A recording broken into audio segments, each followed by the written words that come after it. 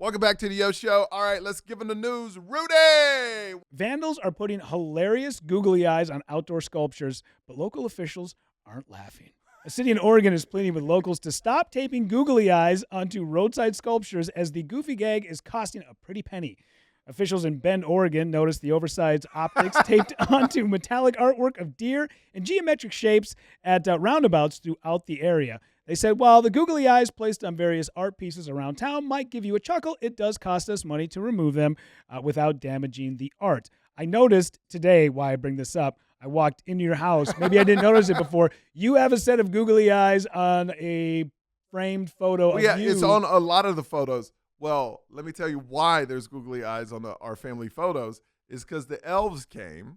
The elves on the shelves came. Oh, and gotcha. they did that. Mm-hmm. So when our kids woke up, they were like, look what they did to the photos. So it wasn't us. It was the elves. It was those elves, Rudy. Man. Those yeah. elves on the shelves. They're Yeah. creative.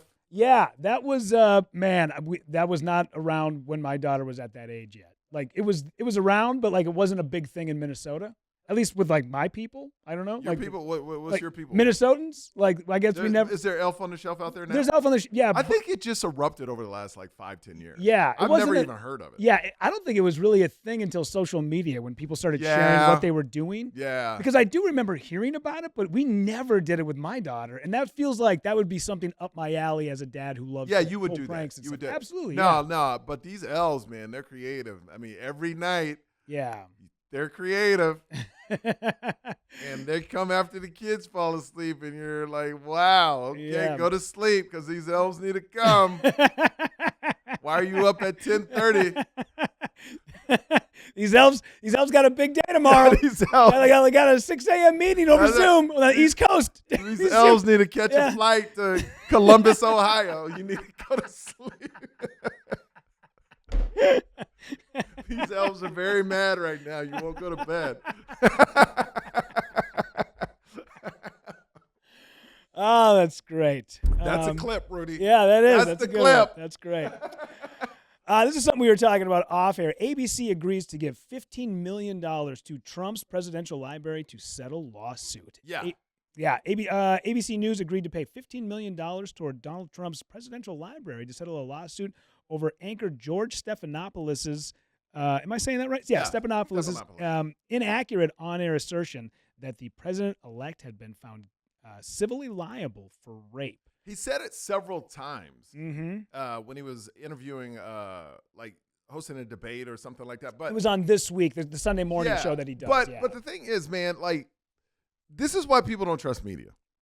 Because everybody has an agenda right now. Yeah. Left side and right side. I'm talking about all media. Mm-hmm. You know, and I hate to be that guy, like say media, because there is some good media. Like I believe local media is great media. If you watch local news, and I tell everybody, watch local news, okay? Because they're giving you the news and they're not giving you 20 different opinions about why a story happened. Yeah. So watch local news. That's good news. But you got to remember, if you watch these other outlets, and I used to be that guy, 24-hour news, Mm-hmm. that's an agenda to get you fired up, to put fear into you about the other side. And to me, if you watch those news outlets, you're part of the problem. Absolutely. Because you're letting them blow up your head with a bunch of BS. Yeah. And once 24-hour news became about money, that's where they just can lie about I mean, not lie, but they can just tell you the certain part of the story that you want to hear. It's kind of like a guy, if a girl, it's like, are you cheating on me? He'd be like, or were you out with this girl? It's like, no, I wasn't out with her, but he was out with a different girl. You know what I mean? It's like they're not telling you the full story. Yeah. You know, they're telling you exactly what they want you to hear. And you're like I told you before, you're a balloon and you suck it all in. And then when you see somebody that disagrees, you just blow it all out at them. They blow. So this is my point. George Stephanopoulos is network news. He knows better than that. They had to spend $15 million. And all this does is give credibility to Trump that the media is after him. And it just proves it. Sure. It proves it. Yeah. But guess what? Media is after everybody. Yeah. But what I'm happy about, believe it or not, I'm not a Trump fan, but I'm happy that he sued because this kind of stuff needs to stop. Absolutely. Where they're just making up stuff about people. And because if George Stephanopoulos says this, then people believe it's true. You Absolutely. know what I mean? Yeah. ABC, CBS, NBC. All of them. They have a for years, they were the go-to for credible news. Yeah. And now when you're starting to see places like Vice and online places where you go, why is the thing that just some dude is doing out of his basement, why is that more credible than... But see, that's not even credible.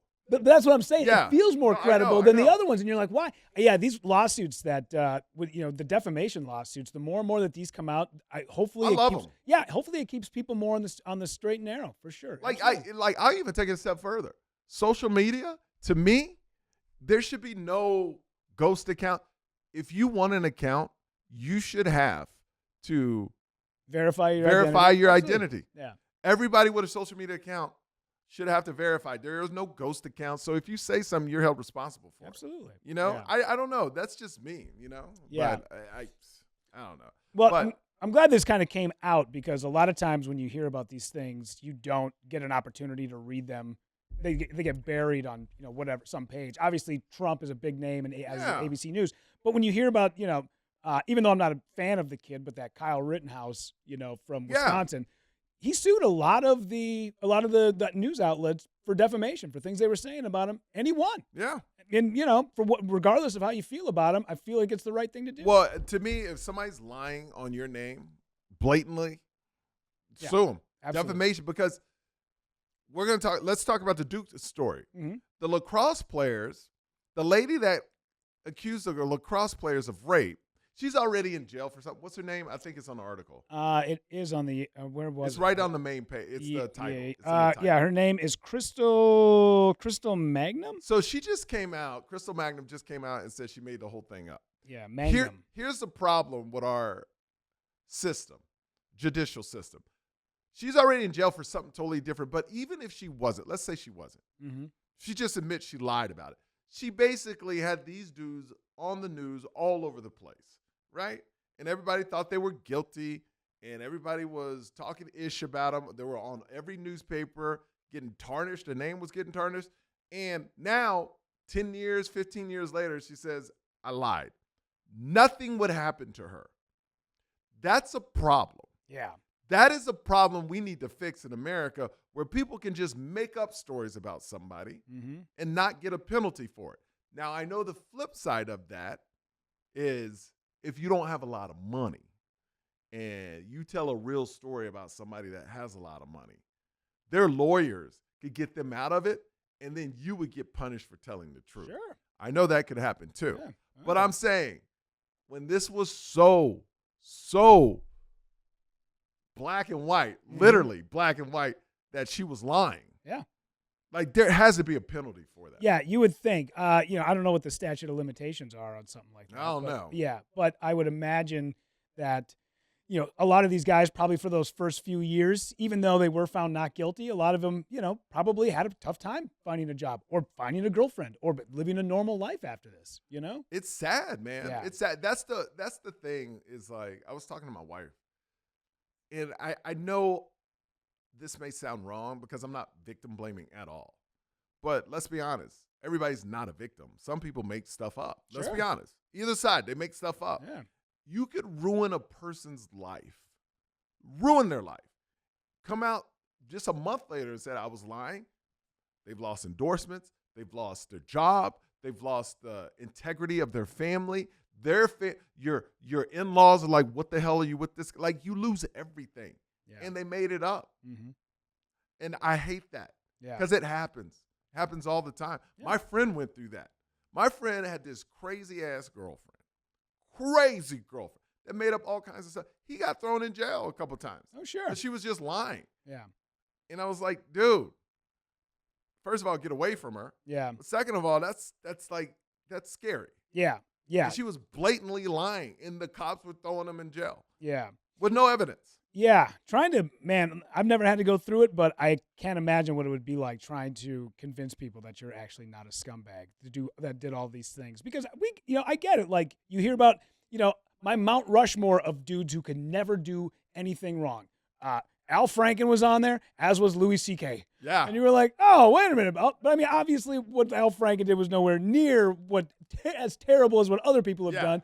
But they still, when you were hearing that, you were like, oh, man, I look at him in a kind of a different, I don't look at him as a monster. I look at him as somebody who makes poor decisions. Yeah. Because that is a very poor decision 100%. to make when you do something like that. If you don't know the picture, we'll put it up. You guys can see it where the woman was sleeping and she had the flak jacket on and he did the thing. Like, it's a terrible decision. Why would you do that with a camera involved? I get that it was the 90s, but still weird.